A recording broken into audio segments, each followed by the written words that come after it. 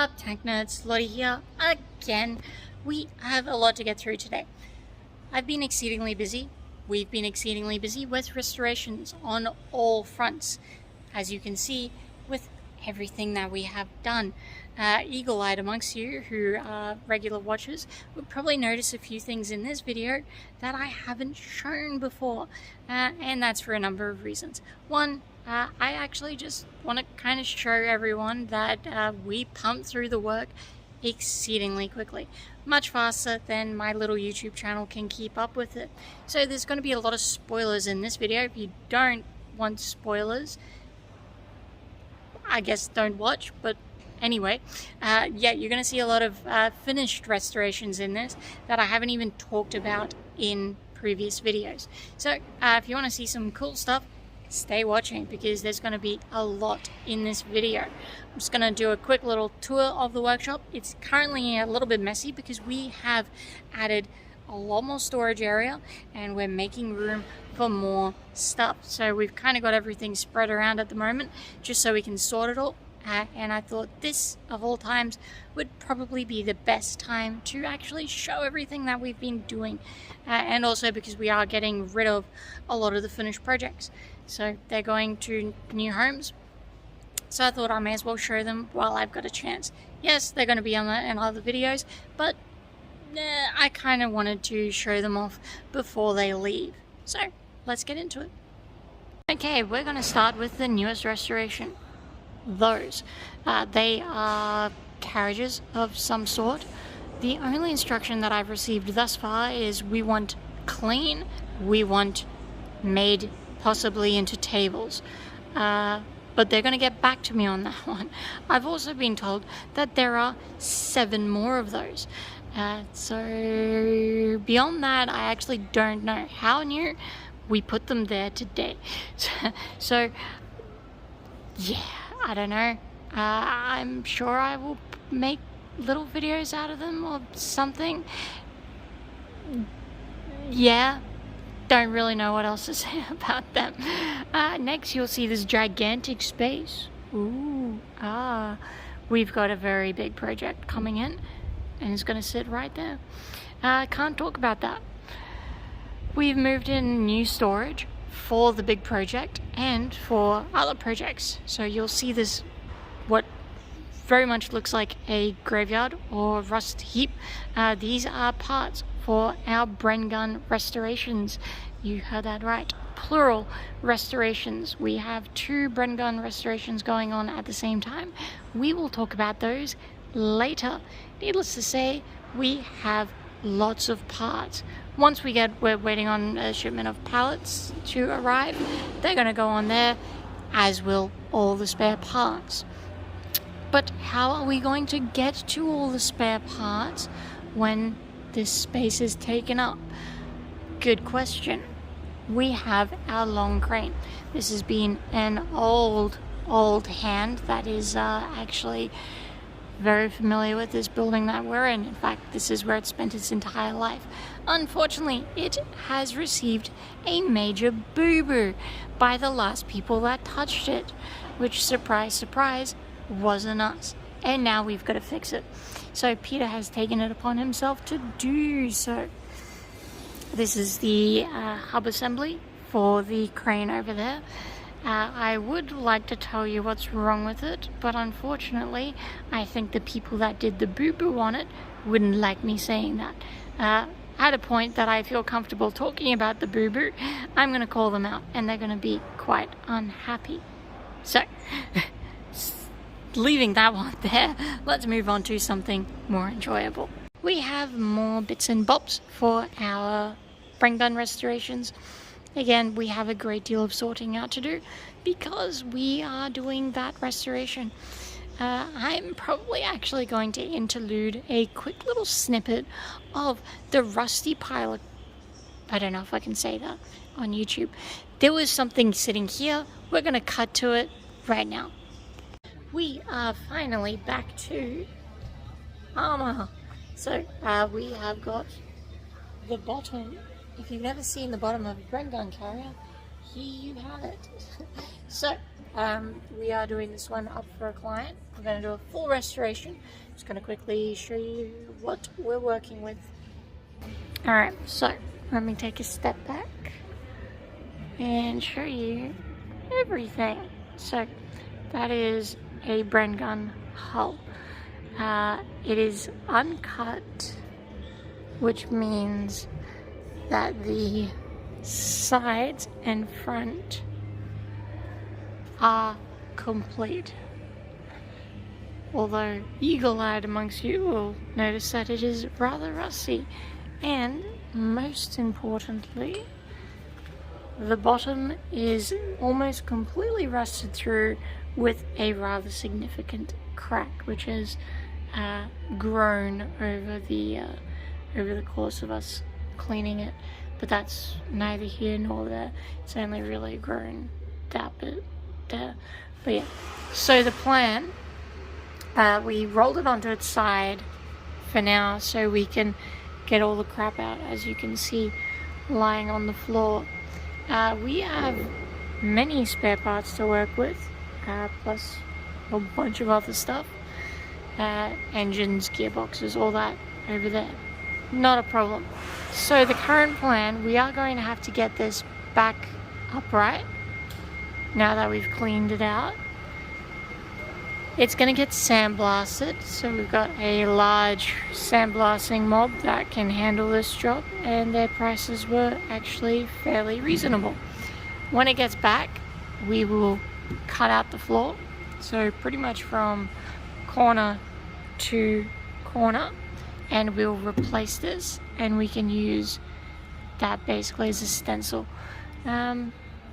So yeah, that is the current plan. So we're just going to flip it the correct way up, put it on blocks, ready for sandblasting. While we're here, I thought I might show a bit of the inside, seeing as the next time we look at this, it will be sandblasted. That's just scale, that's not actually gone all the way through. We've got a handbrake, seat adjuster, the base of the seat, which we'll probably have to pull out, gear linkages, that's actually where it goes there, more rods, second seat adjuster, some old electrics, which we'll try and salvage what's left of the pipe, but we'll have to add some more in. This is where the air intake goes. We've actually got that section original and painted. Radiator goes there. Battery goes there. Engine gearbox goes here. On is a funny little one for you. If you are curious about your particular Bren gun, the markings are normally found here. I'm just going to clean it up. We've taken pictures of the marking. There we go. So that's its hull number and where it was made. So that's normally where they're either there or on that little plate. I got a little bit of the sniffles today, which is why I'm a little bit quieter. But yeah, that is pretty much everything. The one thing we really dislike is the exhaust. So those two holes there, that's where the exhausts go through, and they actually go to the bottom, and then they run along, actually pretty much where you can see that bit of rust there, and then they come up the back and then point out, which is annoying because they often are the first things to get crushed.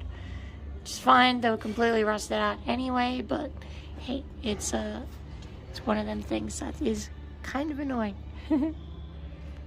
I'm outside, and I don't want to be outside. It's actually really, really hot, even for a far north Queensland girl like me. This sun is brutal, so I'm going to try and get this over very quickly. We sandblasted and primed this quite some time ago, I believe over a year ago now. We were kind of going to get rid of it, but now that we have the opportunity, we're actually going to get this bad boy up to somewhat of an uncut position. So as I explained before, cut basically means that all the sides and maybe part of the front is missing. As you can see, this is a cut one. We're going to get some metal. We've got the correct welder for it now. We are going to finish everything because it has the complicated stuff already on it. So we may as well do the boring, simple, easy, flat pieces. So this is the second piece of the Bren gun duo that we are restoring. I'm going to leave it there and I'm going to run back inside because the sun is killing me. This giant green piece of work is our ACO truck. The 105 howitzer project that I completed quite some time ago is in need of a guardian, something to pull it. This is it. In fact, this is the truck that should have been pulling it in Vietnam. Maybe not the exact number, but this is the style and era of truck, I should say, that is acceptable for that. This was purchased by the same owner as the 105 for a shockingly low price, but that also came with some shockingly big problems, like non-optional sunroof. So we are going to rectify that. More importantly though, it needed some TLC, which Peter has been working on, specifically the brakes and the engine. We need to make it go, we need to make it stop. It is not going to be any more than a parade vehicle, so it doesn't actually have to be, you know, super duper road registered, even though we are going to get it to the point where it will be road registerable. We don't want to go to such an extent because one, full rego is expensive, and two, driving these things is awfully slow. So it's just going to be in parades where it can do nothing very quickly. So yes, this really, we haven't gotten too far into it just because there is so much else going on. But there you go, ACO truck. We've also got the mount that goes on top, so it will have machine guns on it, which is really cool. But again, that is a restoration for another time. Moving on, long-time viewers, you know what this is exactly. It's our old ferret. Have we done anything to it? No, because we've been exceedingly busy. Actually, no, I lie. I did actually do quite a bit of interior work on it, here and there. But that is quite literally neither here nor there, because we have, again, more important things, and more importantly, paying work that we have to do. But you'll see this baby in the background for quite some time. Whenever we get an opportunity, I should say, we do a little bit of extra work. So yeah, that's kind of the sad story of this girl, but don't worry, we do get around to it every so often. As you can see, I have had a chance to pull out a lot of the interior, fix up the interior, and even paint the interior. The exterior, I wouldn't bank on it happening this year. For me are 3 helicopter blades that I have been painting and restoring over a couple of weeks. These are going to be part of a dynamic ceiling mounted art installation. Does that sound like a ceiling fan? Sure does to me. Is it going to behave like a ceiling fan? Probably. Is it supposed to be a ceiling fan? Maybe. I don't know. My latest restoration, and cutest by far, is this adorable little aircraft model. I have recently just finished this one, or actually almost finished it. I've basically just put a clear coat on it, and it's all nice and groovy. I'm really happy with that. Needs a second coat on the bottom, but I am exceedingly, gotta put that back on. I'm exceedingly happy with the restoration on this one. In fact, this was actually broken a day ago. That took a lot of work just to get that little bit on and to look somewhat natural. So yeah, really happy about that one. I have been saving the best to last. These, I'm talking about this, that, and one extra piece that we'll go and have a look at later, after this one. This is an FAT, Field Artillery Tractor. this has been sitting in our workshop for quite some time, and it is now completed, which is really nice.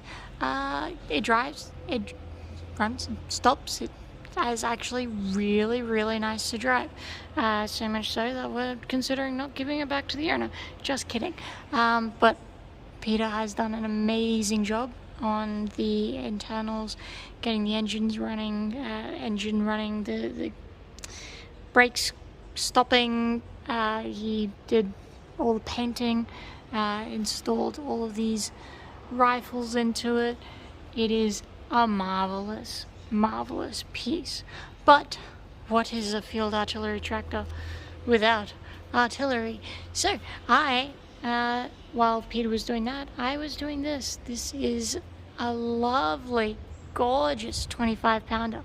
Still waiting on a little bit of information to come back, just about its prior history. Needless to say, it definitely has history. It is certainly old enough to have been used in the Second World War. Where, how, etc., etc. Not entirely sure just yet. From what we can tell, though, it is one of the rarer of the 25s used in Australia. I was a little sad with the 105 in that it had been so very neglected, sitting out there in the pounding heat and wet rain for 25 years plus. Fortunately, this one was not, which meant that I could actually get stuck into the details of it and make sure everything went beautifully. So the breech block is all back to bare metal. It's actually clear coated, so it shouldn't tarnish, at least certainly not to the extent that it used to. All the wheels still work, so the elevation works, the traverse works, everything on this works, even the sight works. Can't focus on it just yet, but yeah, everything is there. It's got little bags, straps, it's even got the turntable, original seat, it's got some dust on it. Yeah, everything is here, minus a few little bits. There is a single bit that's supposed to sit in the middle there. That never came with it, sadly, and there's some pioneering tools that should fit in there. But beyond that, it's actually got everything else, even rope. There's a shovel on the front there. I'm not going to spoil it too much because I haven't actually done a video on this, and I have actually filmed all of it. I just haven't put it out yet. I even did all the plaques, all shiny. I am exceedingly proud of this piece, if you couldn't tell.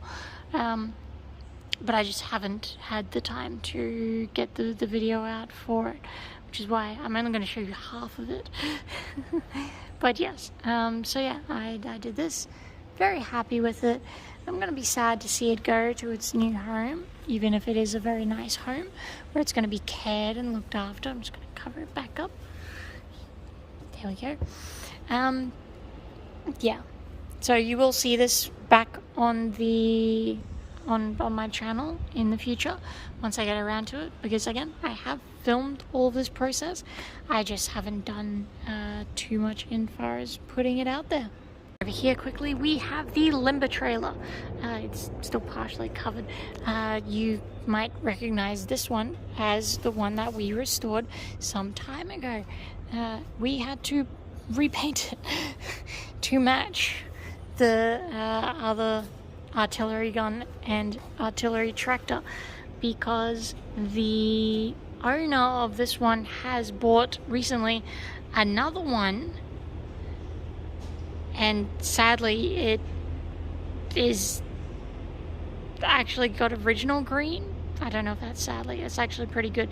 It has original green paint from war, so it's probably best to leave that the original green and to paint this one, which wasn't original green, into the sandy colored one. So we're sort of double dipping with this restoration piece. Not that it's a problem, because I mean, it's the restoration we did, so we know it's perfect. That's just me being cheeky. And that was a helicopter flying overhead, I think. Anyway, so yeah, we have the full set. We have the limber trailer, the artillery tractor, and the artillery gun. Woohoo!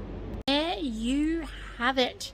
That is a quick, and I mean quick. There's actually a lot more little stuff I just don't really have the time to get into at the moment.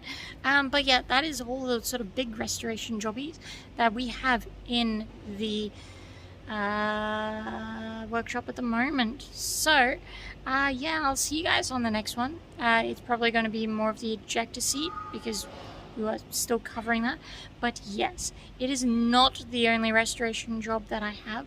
I was also going to ask those dear listeners, do you prefer if I keep to one job, or if I actually sort of interweave different restorations, like,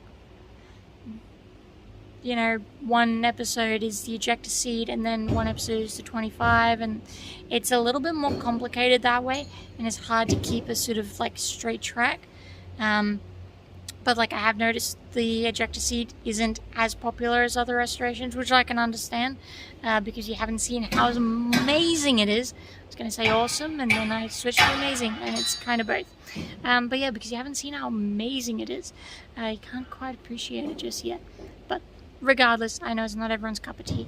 So, for long-time viewers, do you prefer just keeping to one restoration all the way through, or sort of bouncing around a little bit? Happy to do either way. So yeah, I will see you guys on the next one.